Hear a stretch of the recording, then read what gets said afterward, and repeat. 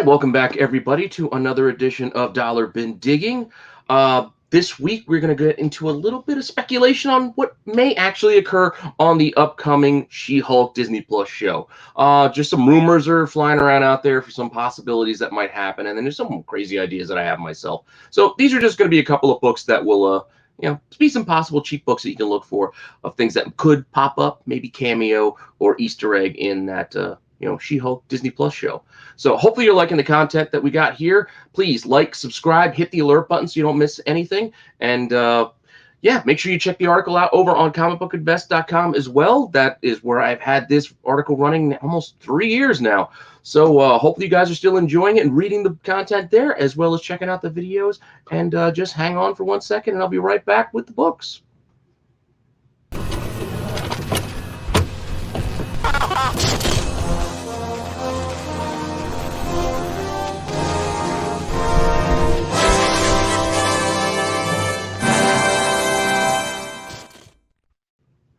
Okay, as I mentioned in the opening, we are going to be looking at She-Hulk this week.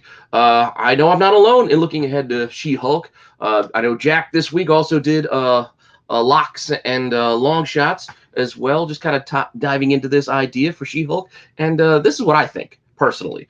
So we know that we're getting a She-Hulk, Disney Plus series. And we know the actress playing her. I'm going to get her name wrong. Tatiana Maslany, the girl from Orphan Black.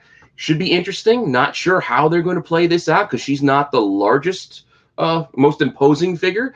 She's actually very petite, I think, like size-wise. But, I mean, who knows what they're going to do when they actually put this up on screen, whether they're going to have her go from, regular human size or just be full-on She-Hulk all the time as they normally do in the comic books, because in the comic books, she doesn't really transform back and forth. It's going to be just like nonstop. So is this going to be a CGI fest where she's constantly being, morphed or into She-Hulk? I don't know. I guess we will see once we get those first images, but I am definitely curious to see how they decide to handle this for this show. But that being said, this week, I know we got some more rumors talking about some possible cameos for her show, and one of them was that Charlie Cox was going to reprise his role as Matt Murdock, in the Marvel Universe. I personally think that's a great idea. I liked his rendition of Daredevil. I understand if Disney doesn't want to use the actual canon for what the Netflix shows did, because while I enjoyed a lot of what they did, I didn't love all of it. So if it's just kind of a separate universe thing or just kind of a loose baseline history that people have that familiarity, and we don't have to retell everything. We don't have to restart everything from scratch and give us a whole new origin story again for Daredevil. I think at this point, people know these characters well enough that we can just kind of just roll with it. So that being said, I think it would be a great idea for Charlie Cox to cameo on her show. And it's an easy way for them to do it and kind of make that connection without having him suit up as Daredevil. Just have him appear as Matt Murdock, and this be in the legal sense of why they kind of cross paths. And when you look at that, then the one comic that comes to mind when you think of this, the first thing I saw out there that where they actually connected was the She-Hulk #4 from Volume 3, where Jennifer Walters actually goes to Matt Murdock for some advice, and that's really the first time they've crossed paths in that kind of legal sense with She-Hulk and Matt Murdock. Despite them being probably the two most popular comic book lawyer characters out there. I mean that it is what it is. So this was the book where she comes to him looking for some advice. This book is not that too tough to find on its own. There is a harder to find second print out there as well, so you just want to be aware of that. I mean, that thing could run you about $20 or more if you don't find it in that cheap box, and if you do, you might have found yourself a nice little $20 score.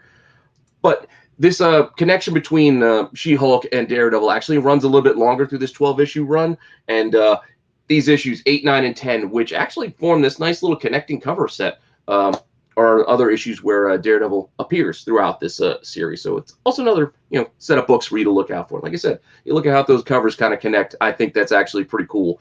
So I would keep an eye out for those as well, as those also aren't that expensive. The tough bit with this series are the variants and those later printings. Like that third print for issue 1 of this run is like a $200 book. It's kind of crazy. I like it. I like the green border. It fits. But that being said, keep an eye out for these books if you're interested in that. I mean, I'm not saying Daredevil's definitely going to appear, or even if he does, is that big a deal. But this is why this is a cheap comic book, conversation that I'm trying to have here. Like, these are cheap books, so it's interesting. So if you find it interesting, pick it up for cheap. I'm not telling you to go buy it at market prices. Now, the next little bit of I don't want to say rumor, because I haven't actually heard this rumor. I'm just thinking that this would be a fun little thing for them to have, and that would be, like another little not a little nod, not a little Easter egg that they could actually put in her show. And I think if they had Owen Wilson just show up, as Mobius on She-Hulk, that would be kind of fun. Now, whether you know it or not, in She-Hulk #3, which was technically the Legacy issue 100, and then the subsequent 2 issues after that, so it's like 3, 4, and 5 of this volume 2 of She-Hulk, she had a run-in with the TVA. And there was this whole long storyline bit where she was on trial about crimes against time and whatnot. And it's an interesting story, and it's a popular one of the few TVA stories that we have out there. But considering where things are going with the Loki show, I don't know if the TVA, at least as we know it, is going to exist anymore or going forward in the MCU. So I don't think we're going to see like this storyline adapted in any way. So. But it's a well-known story, so I think just that kind of wink and a nod by just having Owen Wilson just kind of pop up, appear, or something on the show would be kind of fun. And as I said, this is where we get the appearances of many Mobiuses, because they're clones. It's a lot different in the comics than it is in the MCU version. But again, I just think it would be a fun little Easter egg, a little nod, a little tip of the cap to this storyline here. Again, where they go back through her history and show some possibilities and changes and variances. Time Variance Authority, and we got Man Elephant there. More on him in a second. But yeah, again, so just having Mobius show up, because I really would like to see more of Owen Wilson's character. I think he did a heck of a job on Loki, and hope to see more of him going forward in some way. I don't know if we're going to. But I know people said he could be the next Coulson. That'd be great if he was, but who knows? We'll see. We'll see if we get any more of them. But again, not saying any of this is going to happen. I'm just saying this would be kind of fun if it did. So the She-Hulk issue #3, which is the 100th issue of the run, as well as again, as I noted, 4 and 5. Some nice covers. You got Greg Horn covered here. Interesting part of the run, and you can sometimes find these pretty cheap out there in the boxes. Even online, they're not all that expensive. The 100th issue can be expensive if you're trying to buy it like on eBay these days, but you can find cheaper copies out there. It's just one of those things. It's an anniversary issue, after all, double-sized and whatnot. So I mentioned Man Elephant before, so I feel like that's a character that would be also fun for them to put on this show, just as kind of like a fun nod to the fact that he's one of her oldest, foes, basically. And we go back to Savage She-Hulk #17. We get the first appearance of Man Elephant. And again, I know he's a silly character. You look at him, he's an elephant man, and he's got an outfit too. Yeah, I get it. It's kind of silly, but I think that's kind of the vibe they might be going for. I've heard talk of it possibly being a fourth wall breaking show, a la Deadpool. So if they're going with more of the comedic aspect, this is the type of cameo I could see working in a show like that. Like, I don't want to see like a John Grisham, The Firm, a whole legal Law and Order episode version of the MCU. That's not that interesting to me. I don't really want to see the legal trial and legal process play out in the Marvel Universe. I mean, I could really care less. I like those types of movies. I just don't want that mixing with my superheroes right now. That's just a personal preference. So I hope they go with something a little more irreverent and a little more fun, and a Man Elephant appearance would be that for me. And they try to toughen him up over the years. I think they rebranded him as Behemoth at some point, and they kind of give him a tougher look, a little more Abomination style. And I know Abomination is another rumored character that might show up on this show, and we saw him kind of cameo on that Shang-Chi trailer. I don't know how all these pieces are coming together, but just seeing like a She-Hulk, Abomination, and Man Elephant kind of like, all locking tusks all at once would be kind of fun. But hey, it is what it is.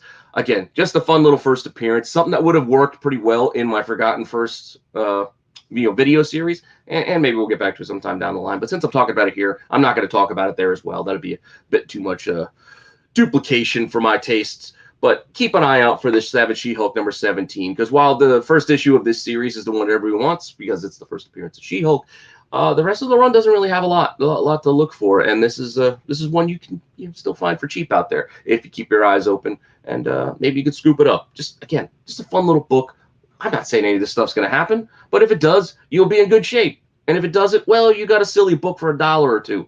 That's all I'm talking about here. So let's keep comics fun and I don't know, let's keep hunting this kind of stuff. This is the type of stuff that I like looking for and the kind of stuff I like talking about. So that's why I'm going to keep this series, rolling as is. So hopefully you are enjoying that and you're enjoying the content that I'm providing here on Rennavision, as well as the stuff I'm writing for comicbookinvest.com.